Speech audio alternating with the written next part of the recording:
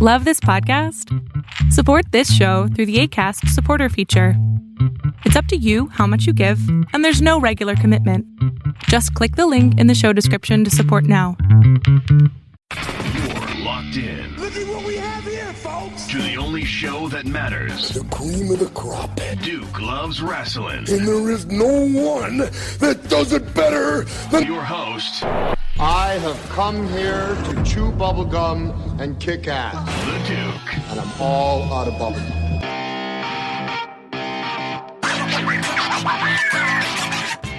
Hi, this is Earl Oliver from Sully Finish Wrestling. This is Raj Giri with WrestlingInc.com. This is Sean Reed, boxing writer and undercover low-key wrestling fan, and you're listening to Duke Loves Wrestling.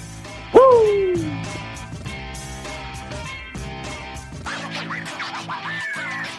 So, folks, you know, it's really important, and I love to preach this here on the Duke Loves Wrestling podcast. Anyone who's been listening for years, you know, I'm very serious about elevating the voices in the pro wrestling industry that do it right? Folks who are not taking advantage of others in the industry, folks who want to pass down knowledge, who want to leave the industry as healthy as they possibly can.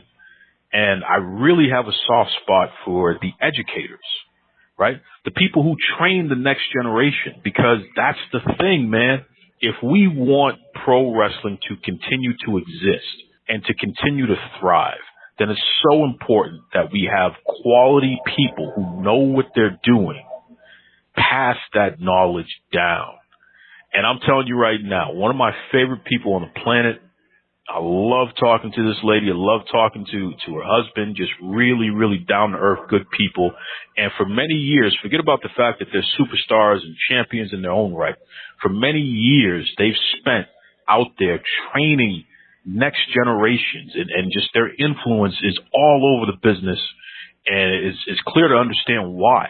And when we see this women's revolution, this next level of the women's revolution, where literally women are main eventing major cards all over the world, they're on pay-per-view, they're doing all these things, there are certain folks who you look back at and you say, listen, we don't get where we are today without this person's contribution, not only in the ring, but also behind the scenes, helping to train and get some of these folks ready who are out there making it happen today. So without further ado, welcome back the legend, literally the living legend, the one, the only, Jazz. How you doing there, Jazz? Yo, what's up? I'm great, man. Just, enjoying life. We got to. We got to enjoy life right now. Well, you certainly are. And let me just start off by saying this, and I'm sorry. I don't mean to overstep my bounds here. I'm not trying to get an ass whooping anytime soon, but Jazz, you are close to 50 years old. Yes, I am. I just turned 48, August the 27th. Jeez, so happy birthday. You just turned 28 just a couple of weeks ago. And yet you're still in incredible shape. So talk to us about that. How the heck do you manage to keep yourself in such incredible shape, despite the fact that, I mean, you're not one of them gym rats the way that some of them young kids used to be there, but still, you look great. No, I'm not a gym rat anymore, but for over the last 25 years I was. I mean, my husband he's a gym rat. And, and we he always told me, like, baby, you gotta get in the gym. So we were doing 2 and 3 days, for the last 25 years in the gym. So that's how I've always stayed in shape, just hanging with him basically. Yeah. Well, listen. Clearly, the both of you, it's working out well because, your husband, Rodney Mack, that's another person. Just that brother looks in fact, he might look even better today than he did 15, 20 years ago. I mean, just really he solid. Has crazy work ethic, man, when it comes to working out. I mean, he's crazy. Like, you can't hang with him. And I tell everybody, I said, just try to just get on the wave and ride with him because you most definitely ain't going to be able to just, go toe-to-toe with him. His work ethic is just stupid crazy. He's a jock. And, oh, my goodness. I said, if I'd have known you was this crazy, I probably never would have married you. I was about to say, how did y'all link up when I mean, that's how we linked up. That's exactly how we linked up. We had our shoot jobs when we first breaking into the business, and he had some crazy job. He was getting off at 8, 9 o'clock at night, and I'd be damned. He's come knocking on my door, waking me up at 9, 9:30 at night to go to the gym, and that was the beginning of it. That is a trip. That is a trip right there. Yeah. It's something special because the two of you, you have this beautiful family. You're blessed with your two beautiful girls, and yes. you both have had your journey through the wrestling business together, and you remain together throughout all of this and what have you. You really are a shining example of what a lot of folk, including myself, strive for. It's great to see family work together, stay together, and continue to thrive together. Yeah, this day and time, that's all you have is, your family. And again, we were so blessed that, every part of our journey, we were together. So it's not like I was gone for 2-3 years while he was home. It's like every chapter, we both were included in the same chapter together. So it's just a blessing. That don't happen very often, especially back then. It was kind of unheard of, unless you was like the Macho Mans and the Miss Elizabeth and all that. But,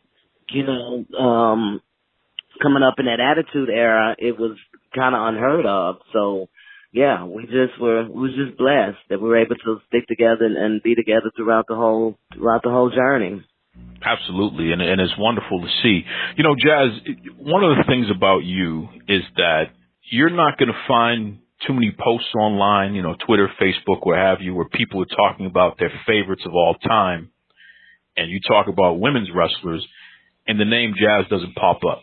I mean, literally, you are on everybody's list. You're somebody that folk are so fond of and care about and continue to talk about every single day. How does that feel? Because I know that you're a very humble person, and I know that you try to keep just as normal as anybody. You're just a regular at the end of the day. But how does it feel to know that all these years later, people still, not only do they spend time thinking about and caring about you, but they go out of their way to put you over even to this day?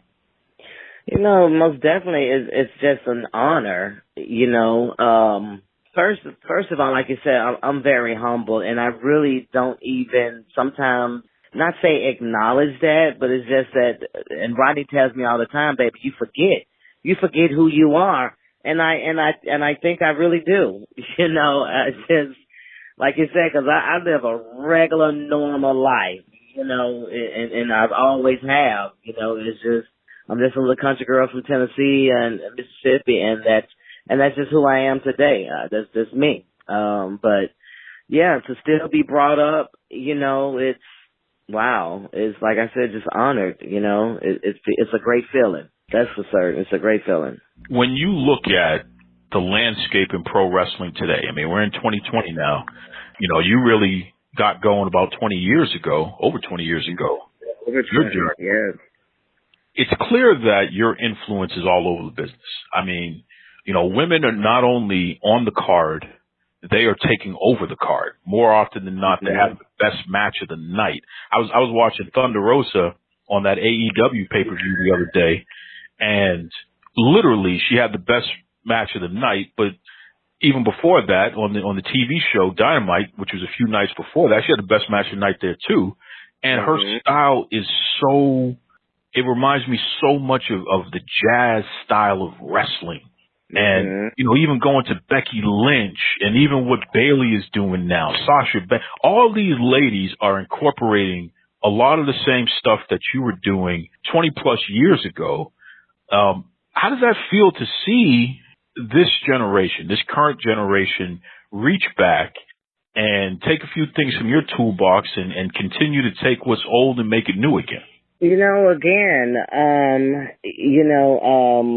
Women, when I started, there wasn't very many women. So, we wasn't getting many opportunities as we're getting in this day and time. So, we were kind of overlooked, so, but now for these promoters, they'll have 2 or 3 girls matches on the card, you know, and you know, a total of 7 matches, you have 3 girls matches. Like, how cool is that?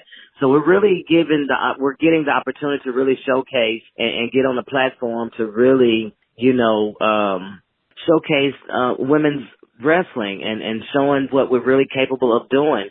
I think we've always been pretty good at what we're doing. Like I said, we were just overlooked and wasn't given an equal opportunity.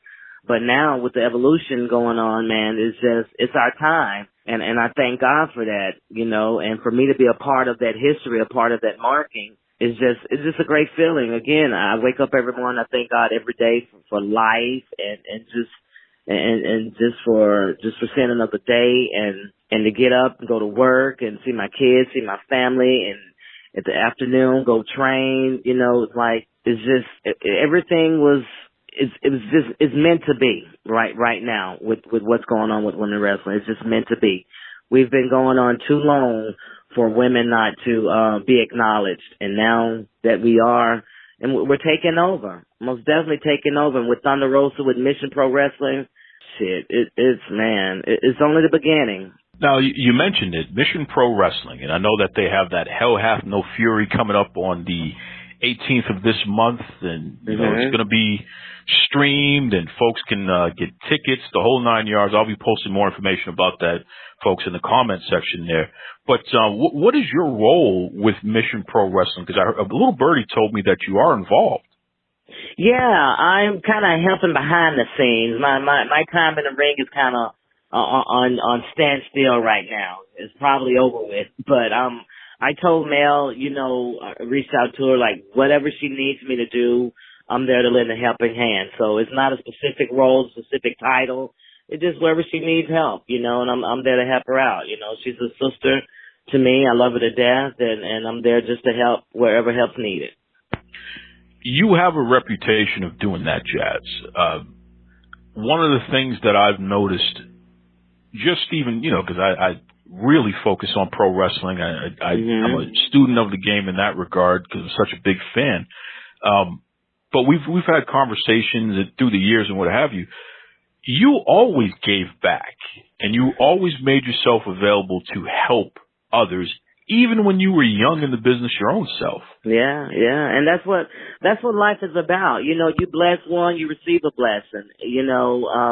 I was fortunately enough to have some of the greatest of all time to actually help me and give me knowledge. So why not, try to pass along and give it back? To have Fitz Finley in your head, in the ring with me every night. The Tommy Dreamers, the Paul Lees, the RVDs. I mean, oh my God, I had so many more. The Arn Andersons. Oh my God. I mean, the list can go on and on and on and on. But these were the guys that actually took time, out of their busy schedule of doing whatever they could have been doing to actually give me advice, to actually get in the ring and help me work on things. So it's like, why not give back? And plus, it's only saving the business. It's only benefiting the business. So I just feel that's just my way of getting my blessing in return. For sure. We're talking to the Phenom, the living legend herself, Jazz. That's right. Now, Jazz, you and Rodney opened up a new wrestling school, and I know that, again, this is something that you folks have done through the years, but right now you have this Dogg Pound Dojo, and everyone's talking about it because literally they know they can go down to your wrestling school. They can learn from experienced people who have been in the top companies. They can learn from folk who have learned from the best of the best as well. I mean, literally, talk to me about the Dogg Pound Dojo. Yeah, the Dogg Pound Dojo actually was established in 1997. So we've been doing this a long time. Even in, the ECW days, we had our own school trying to, help everyone out. So, we're right now, we're taking people that's, already been trained. We're kind of helping them, polishing them up a little bit. helping them learn, TV style matches and focus on TV and focus on like the cameras and because you get so caught up on these indie shows where you get so caught up, messing with the toothless guy in the front row that you forget about there's cameras there. And, and that's one thing we were taught, in WWE and ECW. The camera is your best friend once you're in that ring, especially for TV. So we're trying to focus on that right now. Not too many schools teaching that. And I'm not saying they're not, but I'm just saying not very many focus on that. And we're focused on a lot of little small detail things too that mean so much. For instance, just giving an arm drag. A lot of people give an arm drag and they roll away from their opponent. No, you're giving an arm drag and roll towards your opponent to prevent from creating so much space between your opponent. Because if you're more than arm's distance away from your opponent, then there's no danger. Anything could happen. There's no sense of danger there. So just little things like that we try to focus on. Like I said, little very small detail things. Footwork. You're absolutely right. Rodney Mack and I both we're really diehard. We're athletes. Football, basketball, track. We've done it all, and so we just thrive on people's footwork. Just most definitely, just looking like an athlete out there instead of like you just got two left feet. And you're absolutely right. I mean, there are so many schools out there that are teaching the basic fundamentals, which is very important because you have to have a good foundation in pro wrestling. Mm-hmm. You got to understand the basics. But I think we have gone so far with the focus on that we don't have enough finishing schools. So Dogg Pound Dojo, the way that you're describing it, I would say that that's a finishing school. Yes, most definitely. That's what we are. We're a finishing school. And we're working with a lot of different schools around, the Texas area. We've never been one like, you train at this school, you can't go train with this person. Man, I'm hoping my students get as much knowledge as they can, Why not? It's only going to benefit the business, So this is how we like to roll, dude. This is how we like to roll. It's all about helping one another out. Speaking of which, I know that you have a relationship with SWE Fury, which is a new indie promotion that is really taking the industry by storm. They're on television down that way there. Talk to us about SWE Fury. Yeah, SWE Fury, man, it's our family. Honestly, it really is. James Beard, Tom Lance, we've been knowing those guys for over 20 years. James Beard, he's like my uncle. That man was there for my first match ever in Louisiana. So that's how far we go back. And he always, anything he's a part of, he always wants us to be a part of it too. So right now, we're like the official training school for SWE. That is incredible. And, SWE has so much great talent, especially talent coming up through the Texas area there. What is it about Texas that you folks always produce some of the best athletes and some of the best pro wrestlers? What is it about Texas? Well, like I say, everything's bigger in Texas, right? I mean, Texas is known for having some of the greatest athletes of all time. No matter what sport it is, especially football. But Texas wrestling, I mean, from the Sportatorium days, Von Erichs, the Freebirds, I mean, those guys, they put Texas on the map. So it's just, we're just trying to get wrestling back to where it once was, drawing, thousands of fans, so. And I think that's what SWE is going towards now. We're just trying to bring wrestling back, to Texas and making it bigger and better. I love it. And I love SWE because you're talking about real old school style wrestling. You have storylines that make sense. The action in the ring looks like a fight. That's what it's supposed to be. But it's usually for the storytelling, and I feel that's the lost art of the craft these days. Everybody can get in there and man, they got these cool ass spots. I mean, these phenomenal athletes, but understand the story you're trying to tell, so the fans can catch on and follow the story. So that's where we're at now with SWE, man. We're having a blast with it. Like I said, we're a family, and we're keep your eyes open for us. Like I said, this is only the beginning for SWE. We're about to do some big things. Absolutely. And I know that anything that Jazz and Rodney Mack is involved in, of course, it is going to be big. I mean, listen, we could talk about your accolades, the fact that you were, WWF Women's Champion, the fact that you were, if I'm not mistaken, you were the first Divas Champion as well, right? Yeah, I was the last WWF Women's Champion, the first WWE Women's Champion. That's right. Yes. That's right. In addition to that, you were the NWA Women's Champion. Yes. You've held titles all over the place. You've wrestled all over the world. You've left bodies broken all over the world for sure. When you think back on your career, Jazz, what are some of the things that you're most proud of? Wow. For one, just making it to that big platform, WWE, of course, because back then we didn't have all these other companies that one could actually get a job with. So that alone was a big accomplishment. Most definitely going into WrestleMania 18 as the women's champion and walking out as the women's champion. I think that's the first ever in history of an African American woman to actually do that in the history of WWE. That's for sure. And it's something special because you're starting to see diversity, throughout the country. Folk are just not taking it anymore. The systemic racism and the foolishness and what have you that we've had to endure for, hundreds of years, especially in this country. And the wrestling industry, which is predominantly a white male industry. Yeah, that's when I broke in.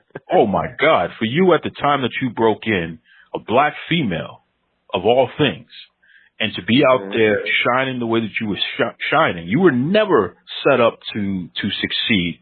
This was something that you not only earned, but you also took it, Yeah, I had no choice, They threw me out there with the wolves, so I had to, nut up or shut up, so that's just how it was.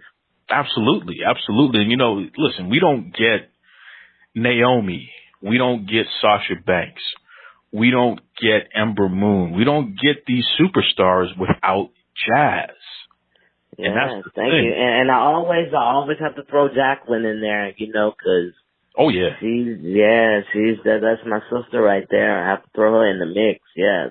Oh yeah. That's one I most definitely look up to. Yeah, and shout out to Miss Jackie, aka Miss Texas. Miss Texas, that's what I know her as. Miss Texas. Oh yeah, Memphis, Tennessee, baby, USWA. That's right. She was always the truth as well. But it's really something else. And again, when we come full circle to today, and you look at a card like the Mission Pro Wrestling card, and you see literally a promotion that is run by women, promotion is all women on the card. They're being promoted and featured, and they're in a big time spot. It's just amazing to see the evolution of pro wrestling. And again, we don't get there without people like you paving the way, and people like, Miss Jacqueline and what have you paving the way. It really is something special. And I'm just going to go out here and just tell you flat out, thank you and Rodney for your school, because what that tells me is that for many more years to come, we're going to get high quality wrestlers out there because they sat under your learning tree. That's right. And that's our goal, man. We're trying to keep the business alive, and we're trying to do it the right way. But Jazz, how were you able to do all that and still be a mom? Because I know you got those two beautiful girls there. Oh my God, yes. It's hard. It's hard. Like right now, I stayed home from training tonight, and they went with Daddy. I'm like, you know what, y'all go. I'm going to stay home. I'm going to shower, and I'm going to relax in bed, peace and quiet. That's what I'm going to do.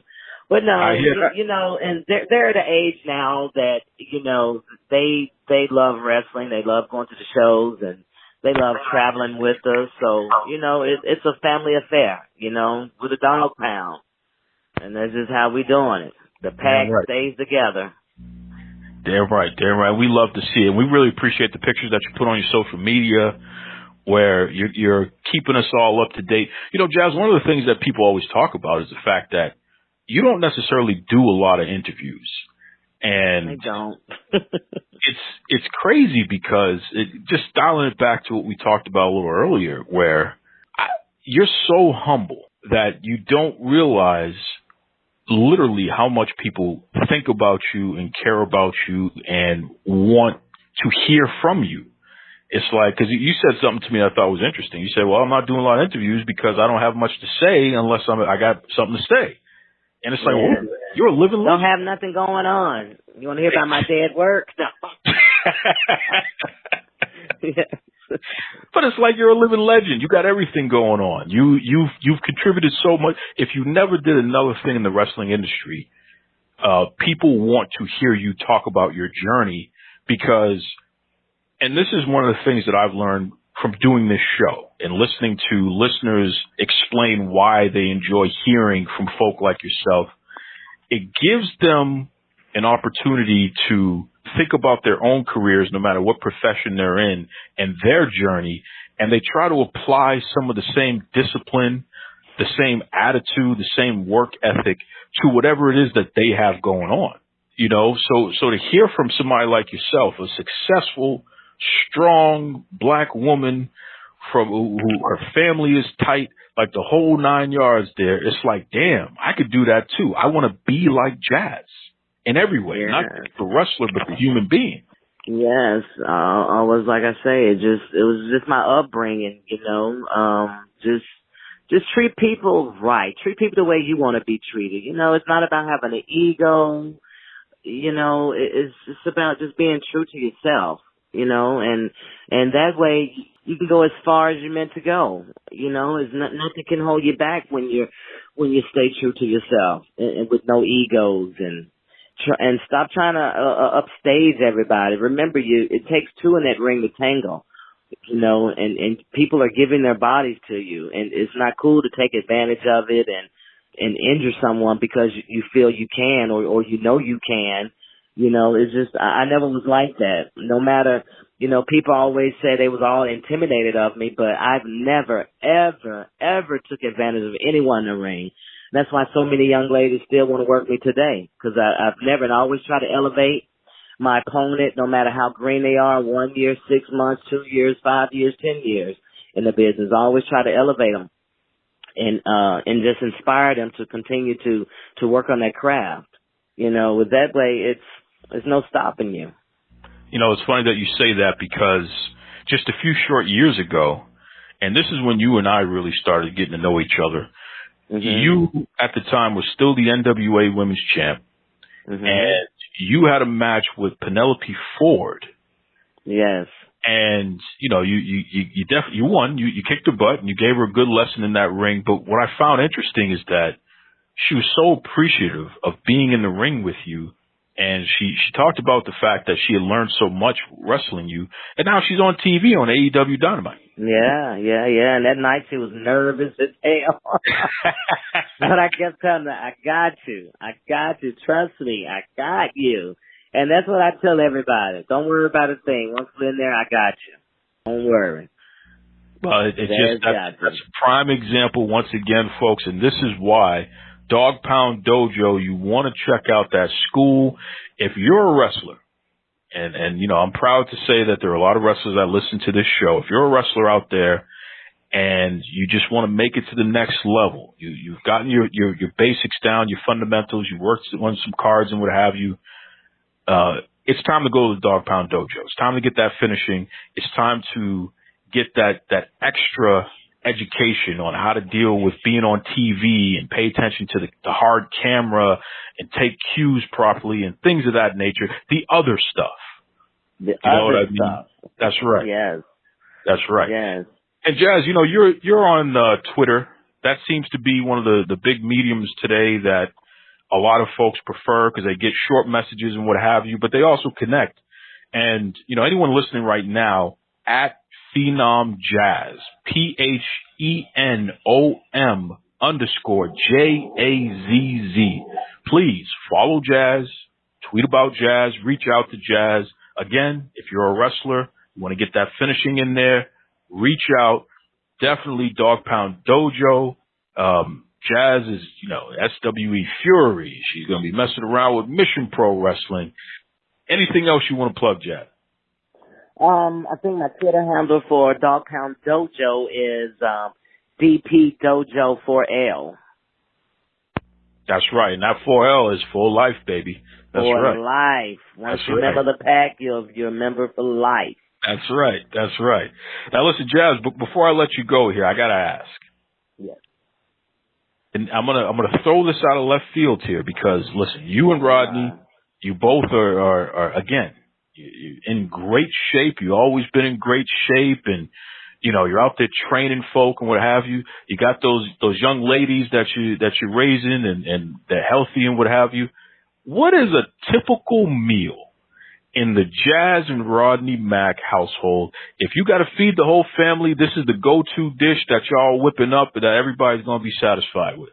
Honestly, our go-to is probably baked salmon. That's our go-to. Baked salmon with some steamed broccoli and rice. That's our go-to right there.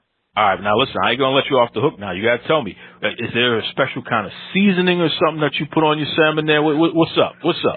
You know what? If I do, I gotta have my lemon pepper and I throw some lemon slices on there. I got a little Creole seasoning we put on there. We got to keep that Louisiana taste on our palate. So most definitely some Louisiana seasoning.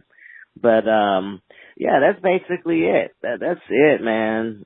And sometimes when we really feel like pigging out, we most definitely go to a chicken and sausage and a gravy and rice. Okay, yeah. Yes. Okay. I'm with that. I'm with that. You can eat that breakfast, lunch, or dinner. Okay. Yeah. We still got to keep that Louisiana style up here in Texas. That's right. That's right. Mm-hmm. Well, listen, Jazz, seriously, on behalf of all the wrestling fans and everyone out there, just thank you. Thank you for continuing to model for us what it means to be a decent human being, what it means to be a legend, and literally just class personified.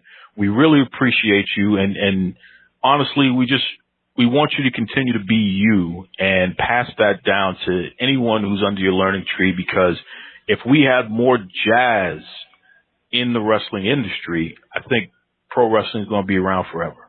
I appreciate that, dude. I'm trying my best, man. I'm trying my best. Great conversation with Jazz. I mean, just wow. That's the legend right there, man. Call the living legend, the Phenom.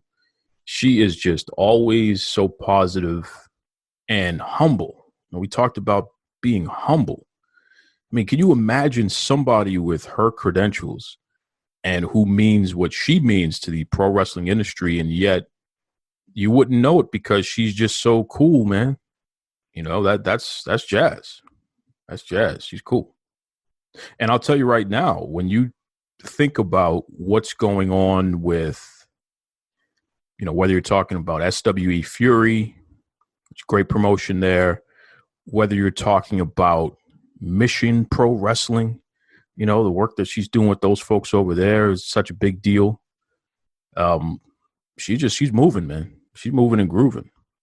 And don't forget, Mission Pro Wrestling in particular, they have that Hell Hath No Fury, which is coming up. I really, really am excited about that card. I know you heard me talking about last week with Vert Vixen. That was a big interview as well. Folks really enjoyed listening to her. She's going to be appearing on the card. It's clear Jazz is going to be helping out with Mission Pro Wrestling. This is an all-women's promotion, ran by women wrestlers, the whole 9 yards. Referees, women, you got it, But Friday, September 18th, 2020, it's going to be streaming live on the Title Match Wrestling Network, so you can definitely watch it from the comfort of your home. But if you want to go see it live, that's you got to head over to missionprowrestling.net, MISSIONPROWRESTLING.net. Okay, go to missionprowrestling.net because you're going to be at the Pinballs Kingdom at 15201 I-35 S, which I believe is South Frontage Road in Buda, Texas. Say that 3 times fast.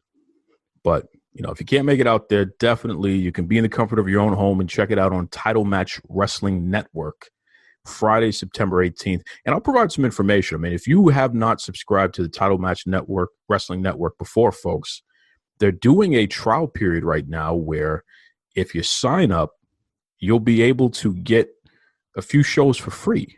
So you could actually watch Hell Hath No Fury for free, and then you'll still get a couple of more so you can check out some of the other great stuff that they have on the Title Match Network, Title Match Wrestling Network, I should say. They really do a great job promoting indie wrestling, especially when it comes to women's indie wrestling. So big fan of Title Match Wrestling Network. Been a subscriber to this for a little bit there, so got to check them out. Hell Hath No Fury, Mission Pro Wrestling. And again, thank you, Jazz. Thank you, Rodney Mack. Talking about their training facility, the Dogg Pound Dojo. Once again, that's at DPDOJO4L,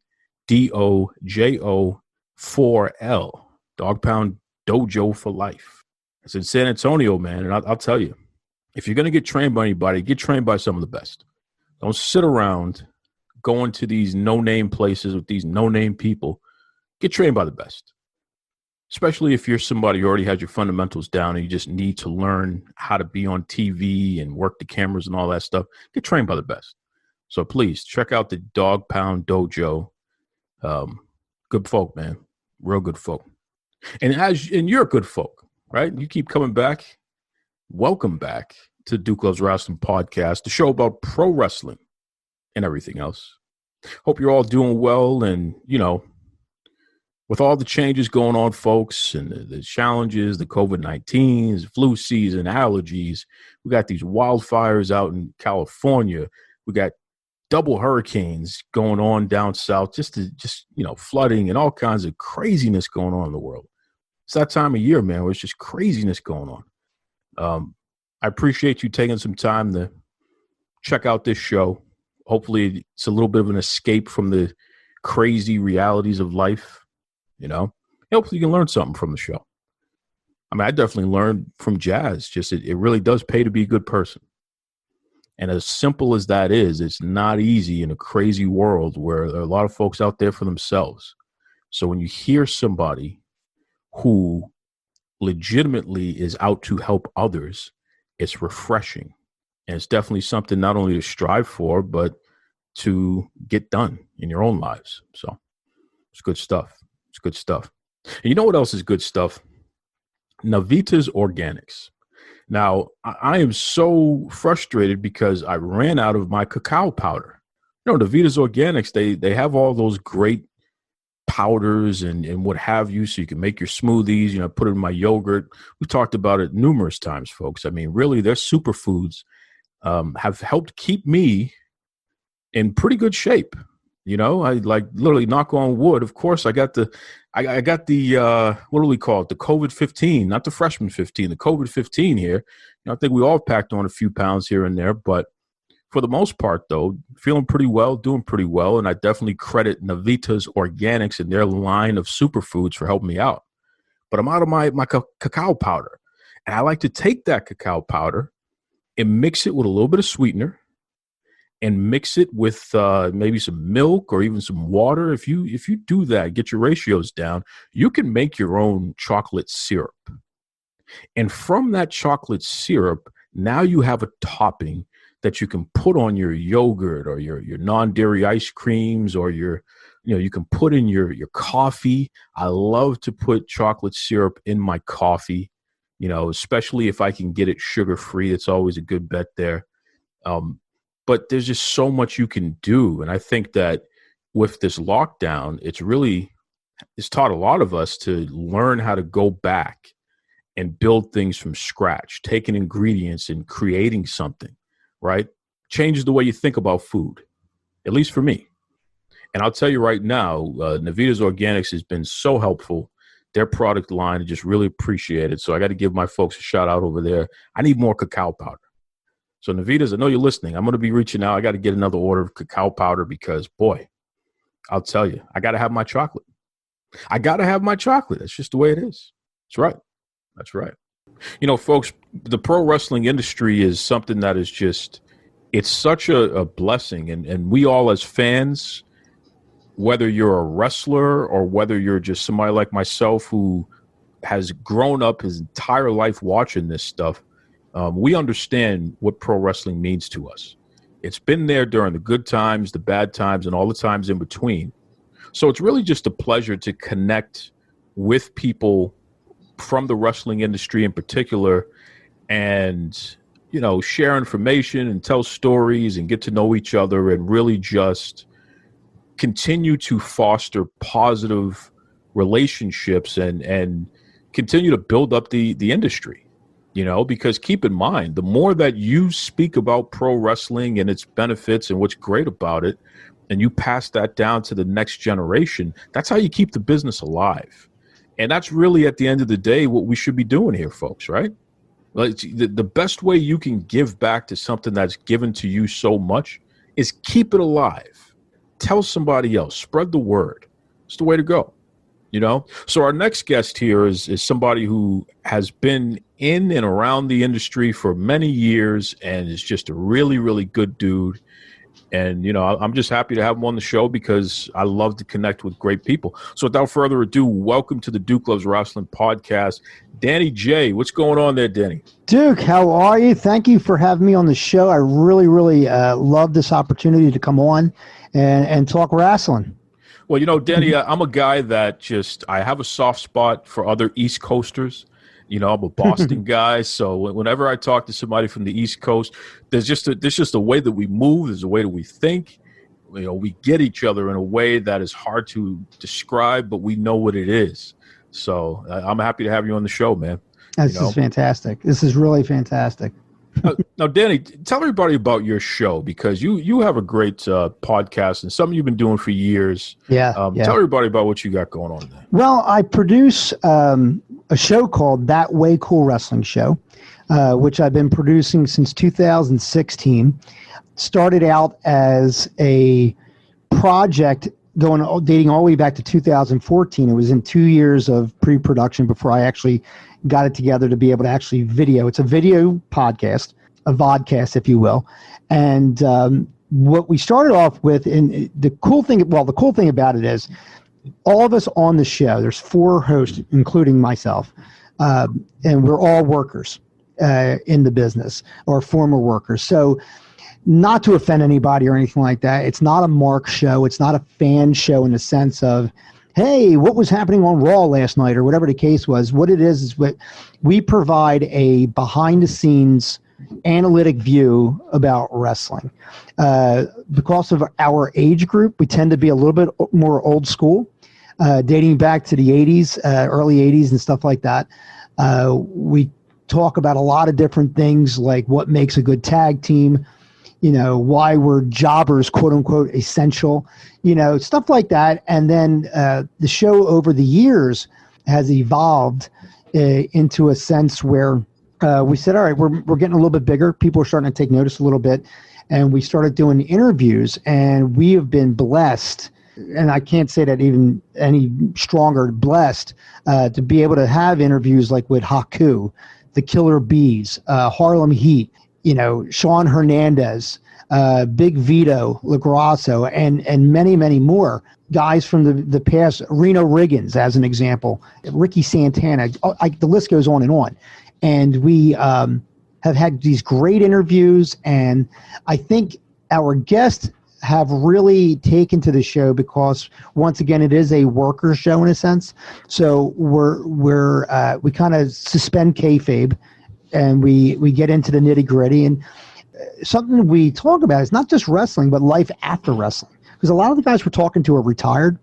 You know, what's happening now? Like, how do you get out of it? Are you still stuck in it? You know, and it just grew from there. And then because the show was so much fun for us to do, and I'm a multifaceted guy. I'm also a DJ, and I do a number of other things. So it expanded to another show called DJs After Dark, where we talk, you know, it's kind of a comedy show where it's a bunch of DJs talking road stories and stuff like that.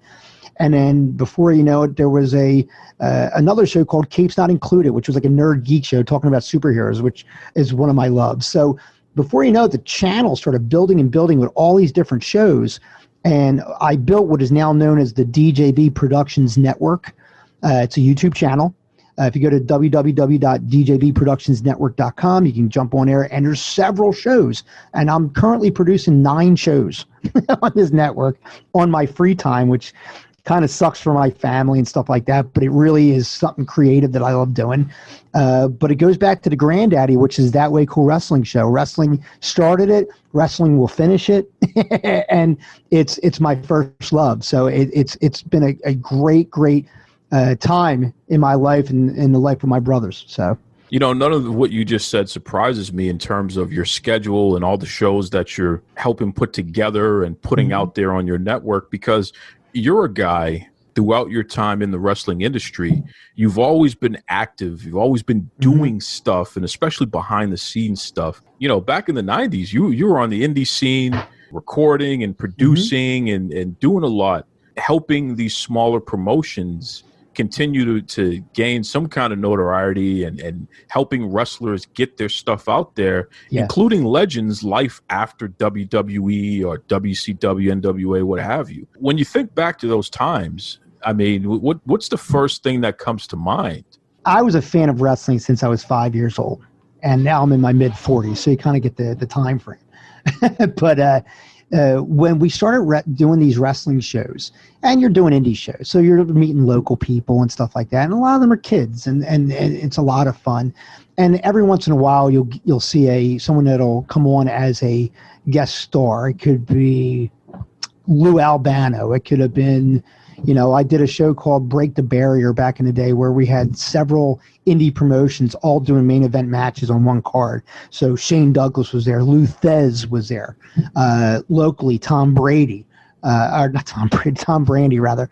And Manny Fernandez. And the list goes on. And you start to connect with these guys that you watched on TV, which is really cool. But I think the even cooler thing was, and not knowing it at the time, but then hindsight's 2020, I filmed Lita before she was Lita, and before she was Angelica in ECW. I filmed Big Vito before he was Big Vito, when he was doing the German gimmick in New York, in Long Island. We did a show for the Junkyard Dog Memorial Card in Long Island. And Skull Von Crush was on the show, and that's where I met him. So dating back to 99, I mean, I met a lot of these guys, and, I had the pleasure to work with the Samoans. I had the pleasure to work with the Iron Sheik, Bam Bam Bigelow. And before you know it, you're getting bum rushed with like, hey, we got to do this promo, got to do this promo. Here's this one. Here's Sonny and Chris Candido. Here's this person. Here's that person. Here's Big Dick Dudley from ECW, whatever the case is. And you kind of have to put your fandom behind you, because you're the professional there. You're producing these. I used to produce the backstage interviews, do the ringside camera work, that type of thing, straight to video stuff. And but you kind of learn in that sense to not be a quote unquote mark. I don't want to, offend anybody or anything like that, but, I don't consider myself what the industry considers a mark. I've worked in the industry. These people are human beings. They're doing a show, you know what I mean? And I treat them as such. But it was great to meet these people and to meet them out of their character, so you can actually get a grip on who they are, and, in some cases, was the real person what I expected? Yeah. And sometimes it wasn't. And sometimes that was negative and sometimes that was positive, So it was, overall, it's just a fun ride. That's the best way I can describe it. It's just a fun ride, and you give yourself a little bit more insight. So when you are watching the product, you kind of know what you're looking for. You can kind of pull stuff out, and that's probably the worst thing about being in the business, is that when you watch it, you break it down rather than just enjoy it. So you're in a sense of like, I would have did this differently. I would have wrote that differently. This, that, and the other thing. And then meanwhile, you're missing the match that you're trying to watch. So it's got good and bad with everything. Well, what I like about what you do, Danny, and this is the way that you've always been, because you care about the business, because you care about people, whatever you do, it's always done in a manner to help somebody else be presented in the best possible light. Yes. And that's, I'm a passionate person about that from a general standpoint in life. I really feel like we're here to help others. So when I see other people live that way, I'm naturally drawn to them because it's like, yeah, man, that's the way it should be. So I respect everything that you do there in that regard. And you've been doing it for a while there. And it's great to see that you continue to do it. Pro wrestling really is a brotherhood and a sisterhood, and you guys look out for each other, and you're always finding ways to support each other. And again, it's great to see even later on when the bright lights are starting to dim a little bit, there's still people out there who are looking out, It's the truth. It's the truth. And you know what? I'll tell you, like, it is a brotherhood and a sisterhood, and you don't even have to work with these people for them to take on that relationship with you after they met you, so on and so forth. You can compare it to when you see fraternities and frat brothers who, they're like together for life and blah, blah. We were like that, but we didn't do all the stupid shit. We just like punched each other in the face and said, all right, now you're my brother. If real families did this, I think it might be better off. But, I can honestly say and understand I'm not the kind of person I was the kind of person who was always very outgoing, very friendly in the sense of saying, hey, I know you now. I'm going to bring you into everything. I'm going to bring you into my world. And unfortunately, and this happens to everybody, you start to learn that that's a bad way to be. And it's sometimes, because you get your hands burned a little bit. So I later in life became someone that wasn't really like, I will keep my friends and I will respect and understand who are good friends versus not. But I don't, in a sense, keep anybody beyond arm's length, because that's just, I guess, the result of having your hand burned enough times. But I can honestly say in the industry itself, my brothers will do anything for me if I come and ask them. If I'm, they might razz me a little bit before they say yes, but I could definitely go to any of them and say, listen, I need this, I need that. And they're right there. And it's an unwritten, it's an unspoken bond that's for life. It really, really is. And it's something that I respect. And it's something that I sit there and say, whether I know you or not, I got to treat you like this because this is the way it's got to be. And that's old school. But you know what? It's something that should be just norm. Shouldn't be old school versus new school. It should be norm. And that respect should just be held in high regard, no matter who you are, no matter where you came from, etc. It's always unfortunate when you have, certain people who take that respect for granted or try to take advantage, who literally, lend a bad name to the business. And listening to you talk about being somebody who brings people into your world and try to share what you have because that's the way it should be. That's old school, of course. Again, you want to be a good custodian of the business and you want to make sure it continues to carry on even beyond your years. So little things like that you pass down to other people, that's important. You know what I mean? And that's how it continues to thrive. So it's really tough when you have people who are not doing the right thing and don't approach things the way that people like yourself approach it. Yeah.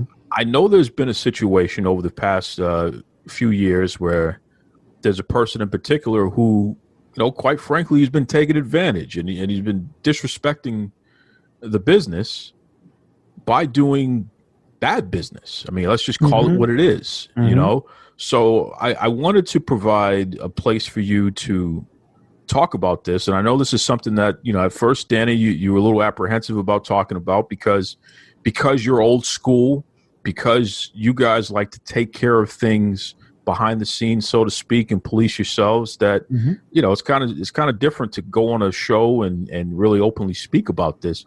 But we do want to let folks know there are some cautionary tales out there that are important to spread the word about. There definitely is. I'm going to shut my mouth for a second, and please just let us know what this incident in particular that I'm kind of dancing around. Feel free to just let everybody know what's going on. Sure, I appreciate that, and it's the truth. I've built the main thing around it is that I have not been privileged to just be in the business for years and have people on my speed dial. When I started doing this wrestling show, I built my relationships by myself without the help of anybody. Of course, do I have certain friends that are in the industry that I could have gone to and say, hey, speak my name here, speak my name here. I have them, but as a point of, I guess, honor and a point for me to do my show the way I wanted to, I avoided that. And so I reached out, and I reached out heavily and got a lot of no's, and I got a lot of yeses. And I made relationships with people that, I take myself out of it and I say, wow, I got this guy on my phone and I've been talking to this guy, and I used to watch him on TV as a kid. I used to watch this guy on TV 5 years ago. And now this is someone that I'm, have some sort of a relationship, be it an acquaintance, and in some cases even flourished into a better friendships and stuff like that. So that in itself is something that I was like, I need to protect that. I'm not trying to pat myself on the back or saying anything like that, but I did it the old-fashioned way. I was taught how to do this respectfully, and I try and adhere myself to that. And the rewards come as they come because of the fact that I do that, and I try not to cut corners. So going back probably about a month ago or so, a personal friend of mine in the business, Cindy Snow, who, for those out there who don't know or know, she's the former wife of Al Snow, and she is actually the first female WWF Hardcore champion. Someone that I filmed for years, someone who made it big, and someone who I have a lot of great respect for, and she and I personally are just really, really, really good friends. And we have a love for each other, and a respect for each other. So she reached out to me last month or 2 months ago, and actually about 2 months ago now. And she said, listen, I know this guy who was big in the 80s, and he's restarting his promotion. He approached me about being a part of it, and then I had mentioned you about doing the podcasting because she's been on my show a number of times, that type of thing.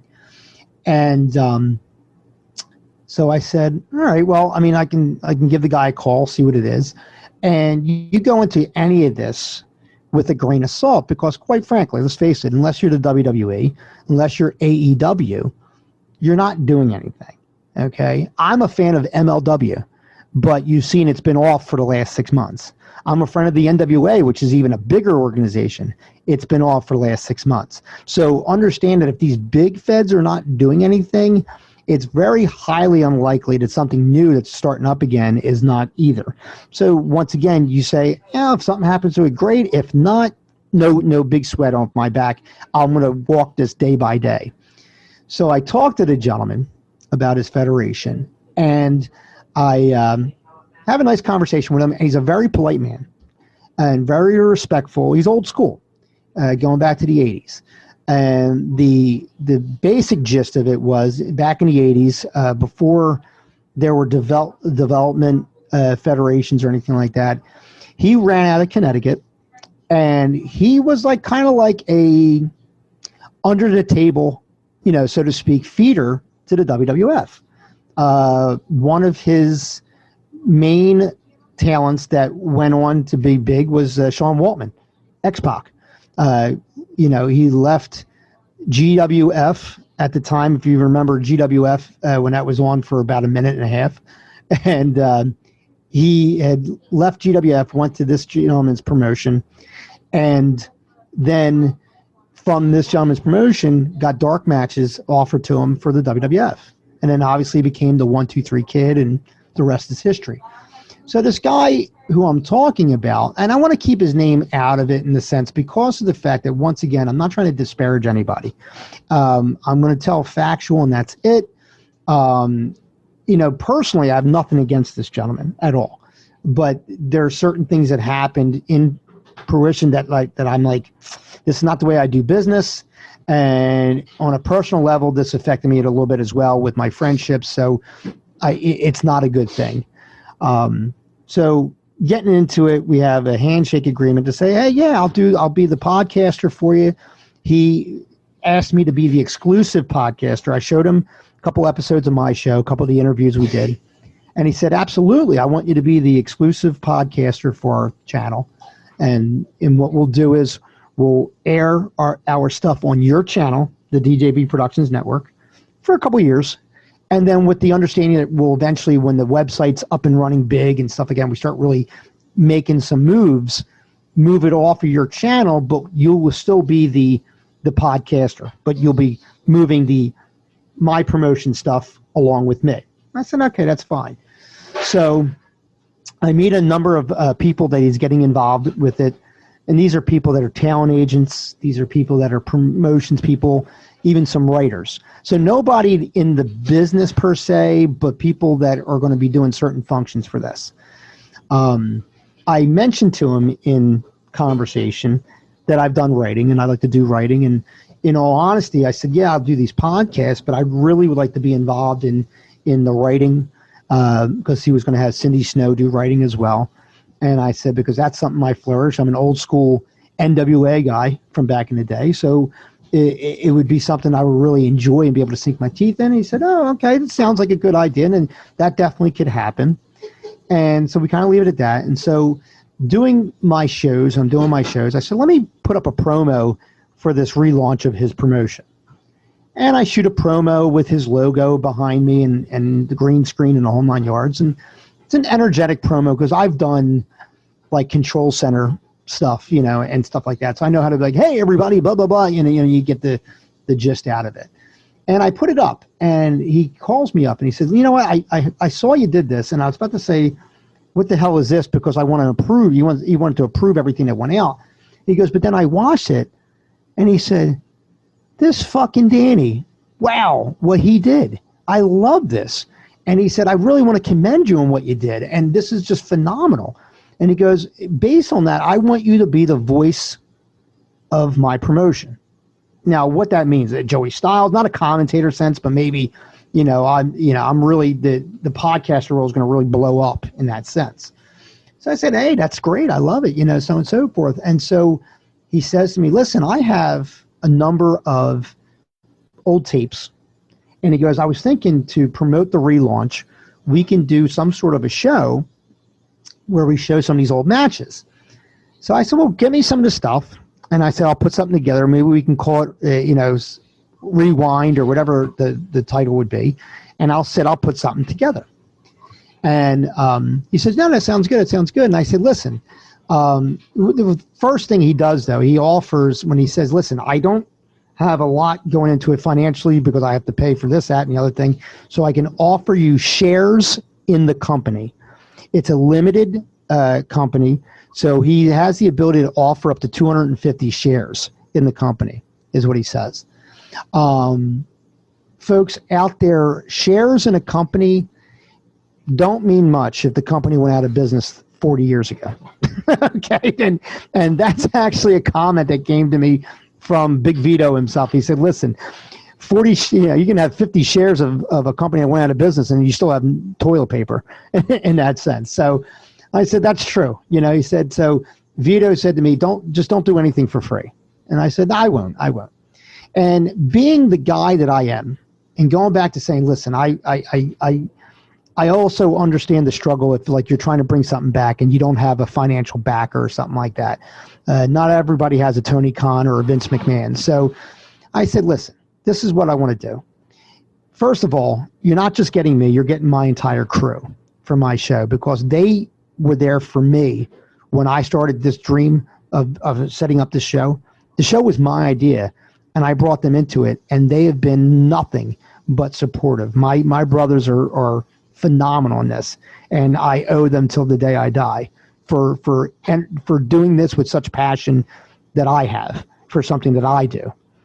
And so he said, "Oh, that's fine, that's fine." I said, "Listen, if we go out to a show," I said, "my guys are going to want to get paid." And I said, "I would too. There's travel involved, etc. Not a lot, but we want to get paid."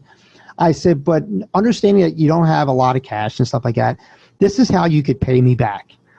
Promote my show, promote my channel, and based on the contacts that you have, feed me guests that maybe I haven't already had on and stuff like that." I said, "And that would be a good way for you to promote me, and this way we can help each other out." And he says, "Absolutely, that's a great idea. We'll be able to do that."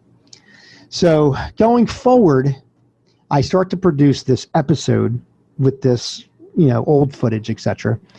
And I basically put up an intro with the logo, and then it has my logo in the very beginning. And I say, "Hey, everybody, this is Danny J here with the DJB Productions Network, bringing you blah, blah, blah, blah, blah, promotion show. Make sure you hit the subscribe button down below. We have a great show for you today." So understand, I did my little promo in the beginning, and then now it was this show, and it was this promotion. And we go and we do the show, and then at the end, it's his logo, and he had given me some extra footage and stuff like that. And as a producer, it didn't fit right.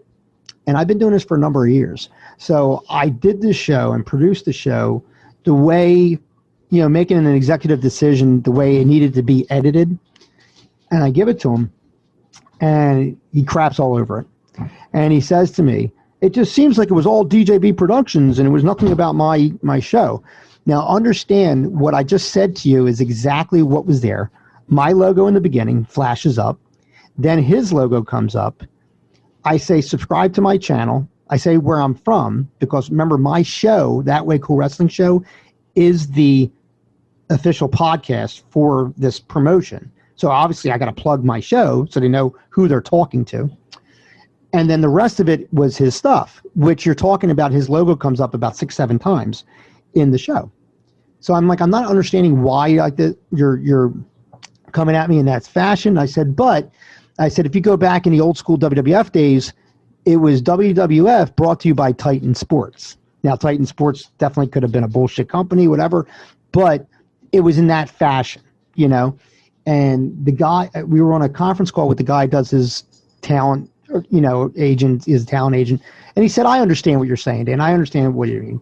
So now the agent calls me up separately outside of this conference call and says, "Listen, Dan, why don't you just don't do anything, don't promote anything, blah, blah, blah, blah.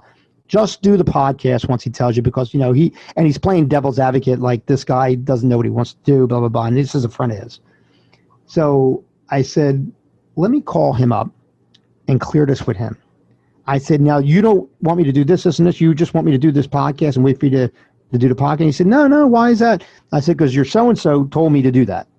And he said, No, you do this, you do this. So now there's conflicting orders coming from people. Now, I don't know these people from Adam other than phone calls. And so I said, "All right, whatever." I said, "As far as the show is concerned, I just need you to tell me what you want, and I will put it together." But I said, "If I'm not going to tell you how to promote, please do not tell me how to produce. Let me do my show the way I need to do it." I said, "And I will add whatever you want in there. I can move stuff around. You can do whatever you want when you do editing." Long short of it is, I edit this show 4 times, 4 different versions of the show. The result of this is, all right, let me look at it. And then before you know it, I see a version of the show done by himself. He got some small editing program and basically did my format, and it just didn't have me on it. And it had 20 views. And this is on his personal YouTube channel, which had, I don't know, maybe 10 subscribers or something like that. So I bring this up to him. I said, "Listen, you told me that I'm producing these shows. We have this agreement that I'm the producer, and I'm doing this and I'm doing that." I said, "Meanwhile, you're doing this, and there's a bunch of views on there." And I said, "Listen, this is not how I work. You're either going to have me do it or you're not going to have me do it, but I'm not going to waste my time. I have 9 other shows that I'm currently producing outside of what I'm doing for you. So I said, and this is all in my free time. I work 2 jobs to support my family. So in my free time, at the expense of my family, I do this podcasting. And I said, my time is very, very valuable. And he says, oh, no, that's just me viewing what I did. But I was just trying to get an idea of what I wanted, so on and so forth. So this way I can convey it to you. I said, okay. So let me do this other thing, and I'm going to put together exactly what you want. I'm not going to do any production editing, other than putting everything on there that you wanted without me taking anything out that I think is not right. So then I give him that, and he says, what is this and what is that? I said, this is what you wanted. And he said, that doesn't look right. And I said, that's exactly what I told you 3 times. And he goes, oh, I get it now. So therefore, you see his show that he put up, and it doesn't have it on there, and so on and so forth. So now I'm seeing that he's putting these shows out. He puts a second one out and a third. And now I'm not even tagged in the post of these shows. So I'm like, see, I already see what's happening. So in the meantime, while all this is happening here, he's like, I need this and I need that. And, we're trying to do this thing together. And I'm giving him ideas about what arenas to go to and stuff like that. And then I say, well, listen, I have a music guy who can do original music. Oh, that's great. Give me contact with him, blah, blah, blah. I said, all right. And then he goes, I need a graphics person. And I need stuff. I said, well, I have a personal friend of you and I, Noelle Harlow-Rosso. She does fantastic graphic work. Why don't you reach out to her? And I said, she did all work for my DJ companies and stuff like that. She does great. Okay, I'll reach out to her.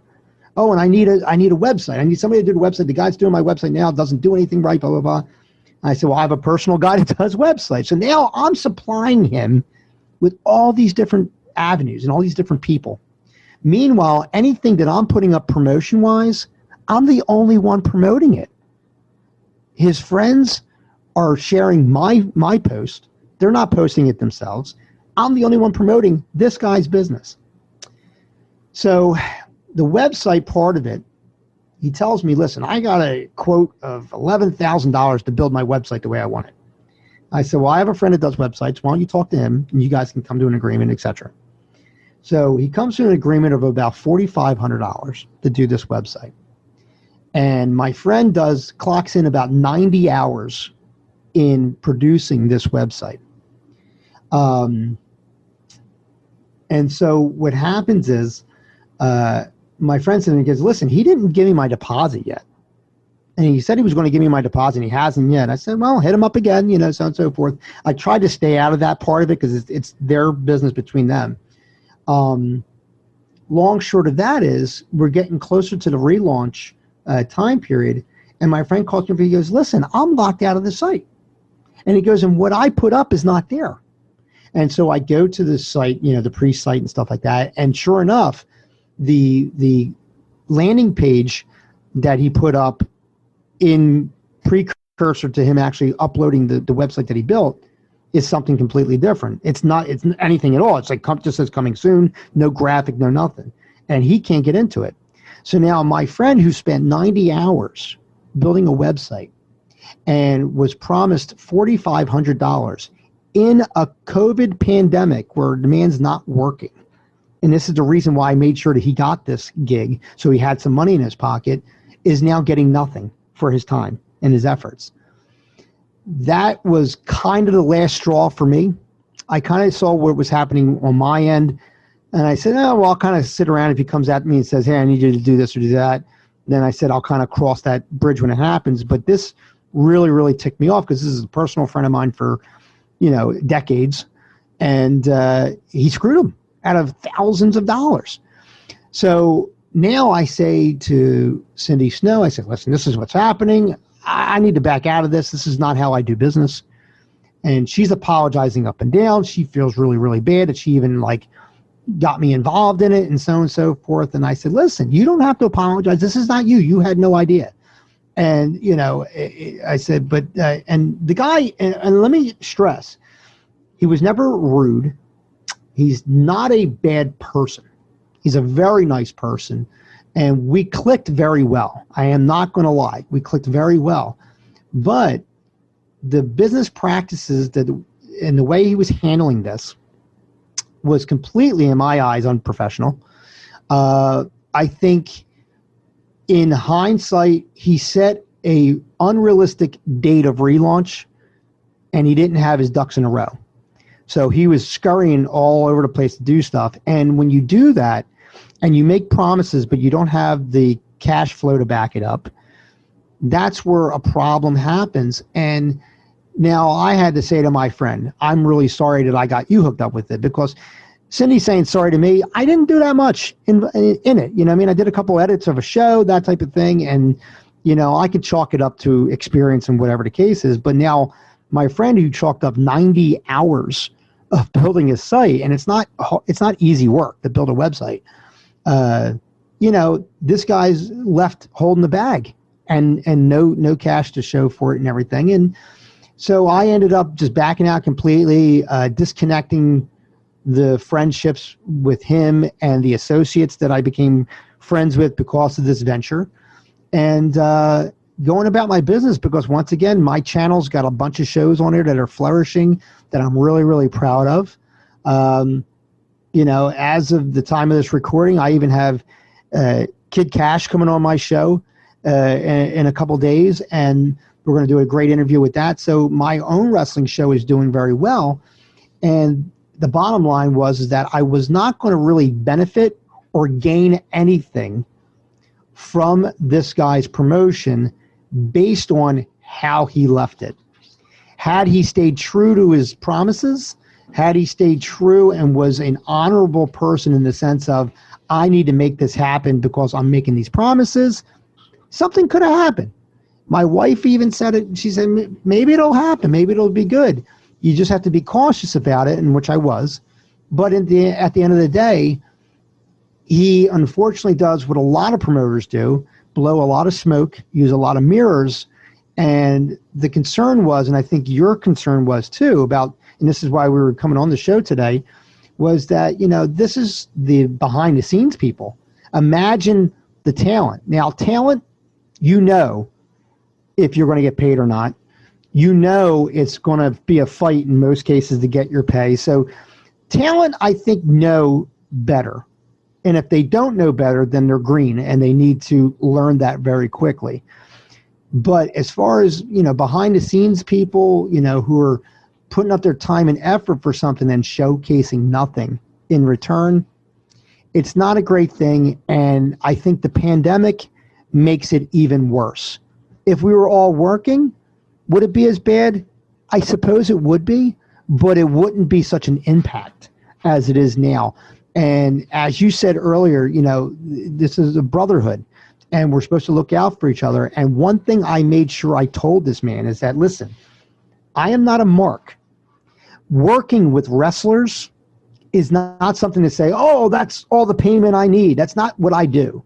Because at the end of the day, I'm producing something here. And I produce stuff outside of wrestling. So I said, understand that I'm here to do a great job. I'm not here to meet this one or meet that one. I'm not a couch potato fan type of thing. So right before we decided to do this show, I spoke out to Noel Harlow Lagrasso. And I said, just to give you a heads up, I got out of it. This is what was happening, so on and so forth.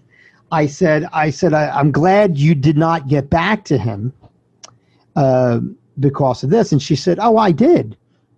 I said, well, he told me you never got back to him. And unfortunately, she sent me screenshots basically saying, well, here's what I can do.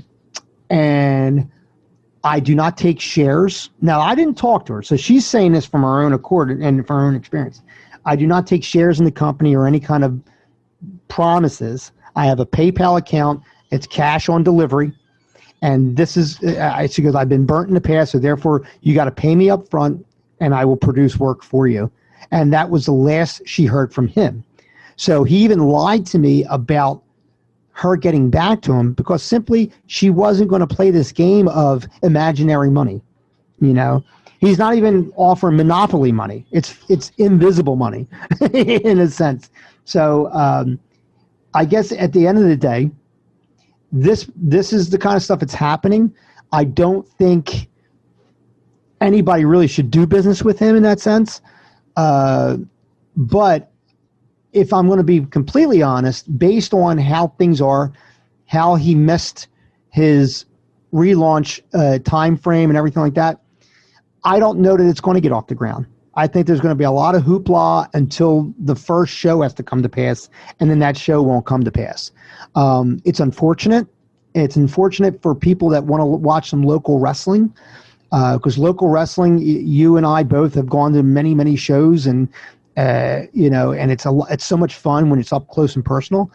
But if you're not going to get all your stuff together and it's going to look half-assed, then it's going to be half-assed. And I was fortunate enough to get out of it unscathed to a point, but my friends were not that I got involved in it, and that angers me a lot about that. And unfortunately, that's the part of the business. And I think people need to know that, when they're watching wrestling, that there's so much that goes into this, and there's so much more drama behind the scenes than there is in any sports entertainment writing that can be done. The WWE cannot write this shit. This is real life. And the drama is real. Believe what I tell you. And that's so unfortunate. I mean, you're talking about money. I mean, literally people's livelihood. For somebody to be taking advantage of people and not paying, that is just, it's crazy to me. It's just completely crazy, and it's unacceptable.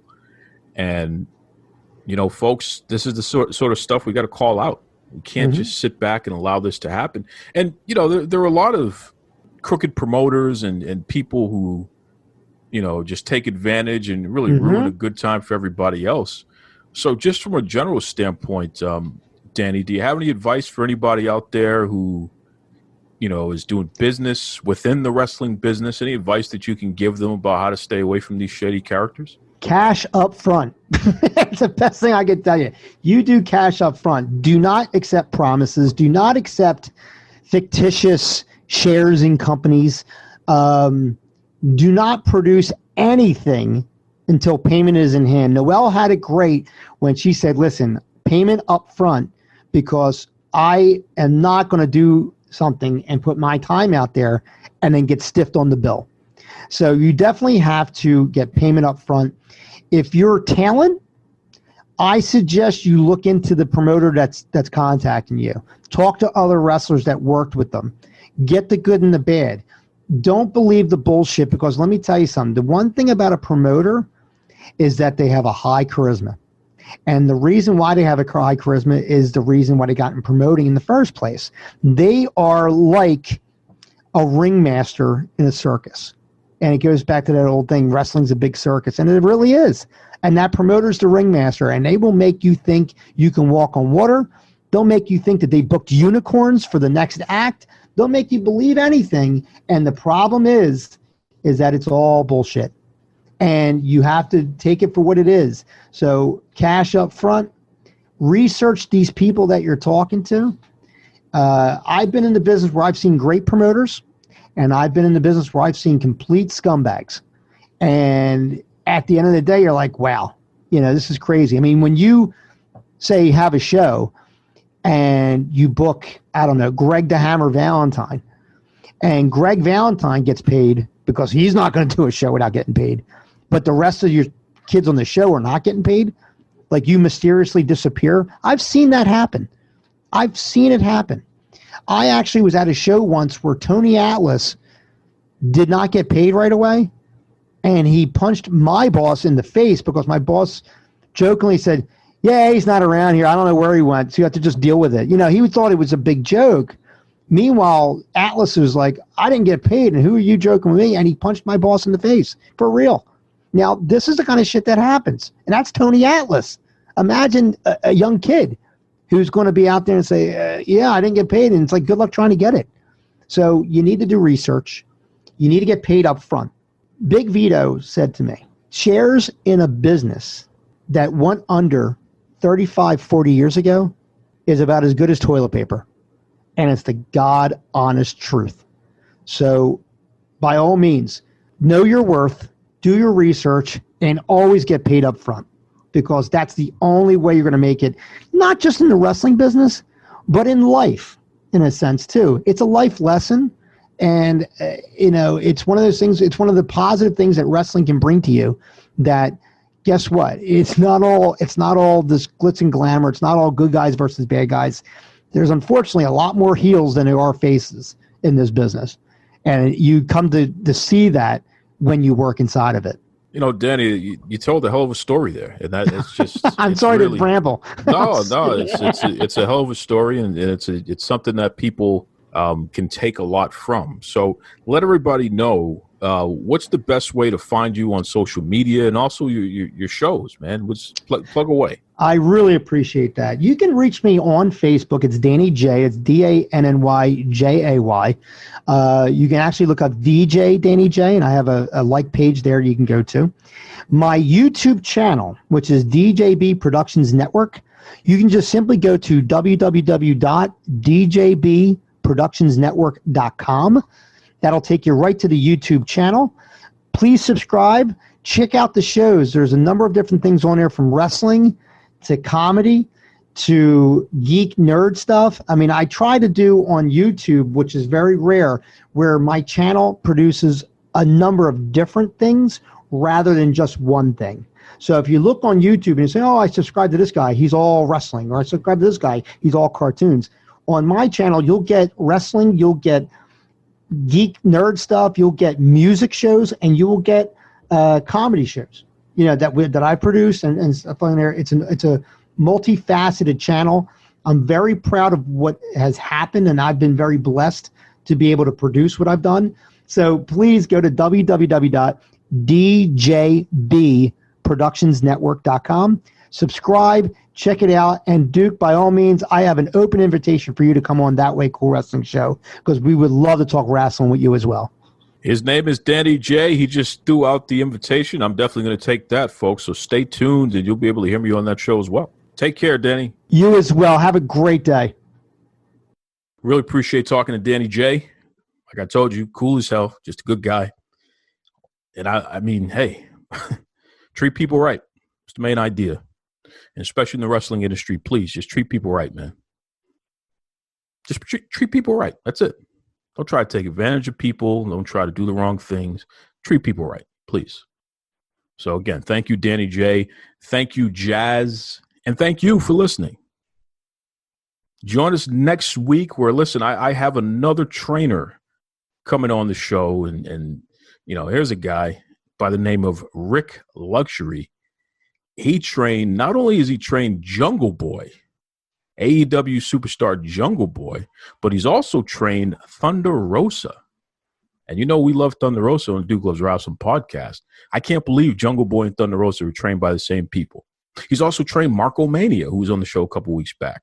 So I'm like, look, I know all these folks who are your former students. Let's get you on the show here. So Rick Luxury will be on next week. Should be a great conversation. Until then, be kind to yourselves, be kind to others. Take it away, Tony Schiavone. Mr. Tony Schiavone, and we're desperately out of time on Duke Loves Wrestling.